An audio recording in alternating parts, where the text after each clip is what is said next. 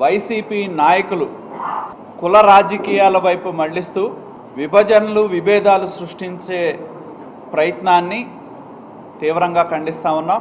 మా తండ్రి గారు స్వర్గీయ వీర చౌదరి గారి దగ్గర నుంచి ఇప్పటివరకు మేము 5 దశాబ్దాలుగా రాజకీయాల్లో ఉన్నాం. ఎప్పుడు కూడా మేము ఈ 5 దశాబ్దాల కాలంలో మా కుటుంబం ఎప్పుడు కూడా రైతుల కోసం మేము పోరాటం చేశాం, బడుగు బలహీన వర్గాల సమస్యల కోసం మేము పోరాటం చేశాం, పేదల తరపున మేము రాజీ లేని ఉద్యమాలు చేపట్టాం. ఏదైతే 1977 నుండి ఈనాటి వరకు సంగం డైరీ వ్యవస్థ లక్షలాది మంది పాడి రైతులకు ఆలంబనగా మారిందో వాళ్ళ యొక్క అండగా ఉండే విధంగానే మేము పనిచేసామని చెప్పి కూడా నేను తెలియజేస్తా ఉన్నా.